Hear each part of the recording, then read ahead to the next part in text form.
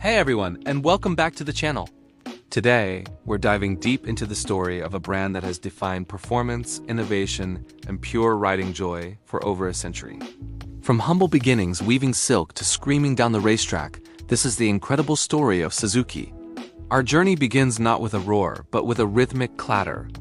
In 1909, in the small coastal town of Hamamatsu, Japan, a man named Mikio Suzuki founded the Suzuki Loom Works. He wasn't dreaming of motorcycles. He was an inventor, passionate about creating better, more efficient looms for Japan's booming silk industry, and he was brilliant at it. His looms were so advanced that they were exported all over the world. For 30 years, Suzuki was all about textiles. But Mikio Suzuki was always looking ahead, always asking, what's next? By the late 1930s, he recognized a growing demand for affordable personal transportation. The idea for a small car was born. In 1937, the team developed several prototypes, powered by an innovative 4-stroke, 4-cylinder engine. It was a remarkable piece of engineering for its time. But then history intervened. The outbreak of World War II forced the government to declare civilian passenger cars a non-essential commodity, and Suzuki had to shelve his automotive dreams and return to making looms. After the war, Japan was rebuilding. The need for cheap, reliable transport was more urgent than ever. The post-war cotton market was volatile, and Suzuki once again needed to diversify.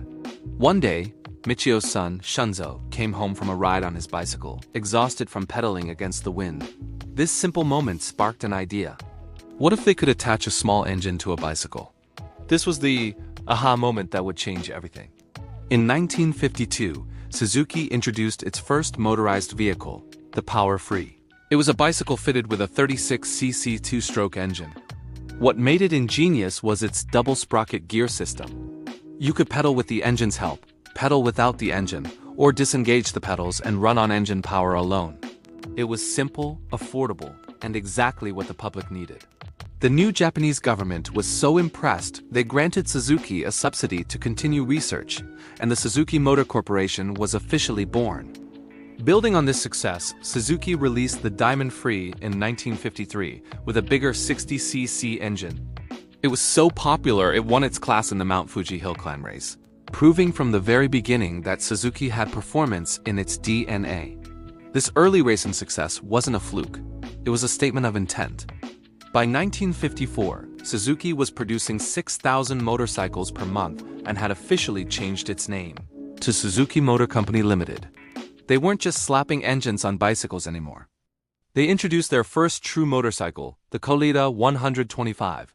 Koleida literally means "this is it" in Japanese, and it truly was. It was a proper, well-built machine that showcased Suzuki's growing engineering prowess. Throughout the 50s and 60s, Suzuki's ambition grew, and they set their sights on the global stage, particularly the world of Grand Prix racing. They knew that to be the best, you had to beat the best. In 1962, a rider named Ernst Degner, who had defected from East Germany, brought his intimate knowledge of 2-stroke engine technology to Suzuki. This collaboration was a game-changer. That same year, Suzuki won its first ever world championship in the 50cc class at the legendary Isle of Man TT. This victory put the entire world on notice. The little company from Hamamatsu was a serious contender. This racing success directly fueled their production bikes. The 60s and 70s saw the release of legendary models that defined an era. Who could forget the T20 Super 6, a 250cc beast with a 6-speed gearbox, a first for a production bike? Or the mighty GT 750, nicknamed the Water Buffalo for its liquid-cooled 3-cylinder engine. It was smooth, powerful, and an icon of 70s muscle. But Suzuki wasn't just about raw power. They were also masters of 2-stroke technology. In 1971, they unleashed the RM series of motocross bikes. The bright yellow machines became instantly recognizable, dominating dirt tracks around the globe and cementing Suzuki's reputation for building tough, competitive off-road bikes. They were light, agile, and powerful, a winning combination that riders still love today. Then came the late 70s, and Suzuki prepared to change the game once again. The market was shifting towards 4-stroke engines, and Suzuki responded with what would become one of its most beloved lines, the GS series. starting with the GS 750 and the mighty GS 1000. These bikes were praised for their brilliant handling and bulletproof reliability. They were a perfect blend of performance and practicality, winning shootouts in magazines and the hearts of riders everywhere. But the best was yet to come. In 1981, at the Cologne Motor Show, Suzuki unveiled a concept that looked like it had ridden straight off the racetrack: the Katana. Designed by the German firm Target Design, its sharp, aggressive lines were unlike anything anyone had ever seen. It was controversial, futuristic, and utterly unforgettable.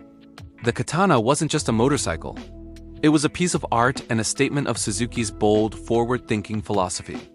And then, in 1985, Suzuki dropped a bombshell that created the modern sport bike category as we know it. They released the GSXR 750. This wasn't a road bike trying to be a race bike. It was a genuine race bike with lights.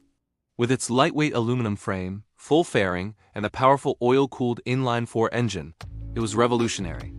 It offered racetrack performance for the street and set the template for every superbike that followed.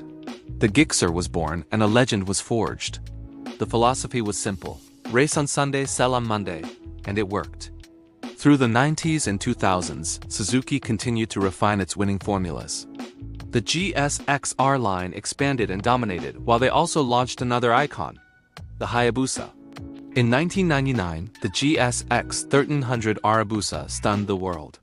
Named after the peregrine falcon, the fastest animal on Earth, it became the fastest production motorcycle in the world, capable of speeds over 300 kilometers per hour. It created the hypersport category and remains a legend of speed and power to this day. From a loom factory in a small Japanese town to a global powerhouse, synonymous with performance, innovation, and a passion for riding, Suzuki's story is one of relentless ambition. It's about looking at a bicycle and seeing a motorcycle, looking at a race and seeing a challenge, and looking at the future and building it. They've given us some of the most iconic and beloved motorcycles ever made. From the agile RMZ motocrossers to the legendary GSXR superbikes and the continent-crushing V-Strom adventure bikes. What started with Michio Suzuki's desire to build better things continues today, in every motorcycle that rolls off their assembly line. It's a legacy of winning, of pushing boundaries, and of sharing the pure, unadulterated joy of being on two wheels. So what's your favorite Suzuki model? Let me know in the comments below. I'd love to hear your stories. Thanks so much for watching. If you enjoyed this journey through motorcycle history, make sure to hit that like button, subscribe to the channel, and ring the bell so you don't miss our next deep dive. Until next time, ride safe.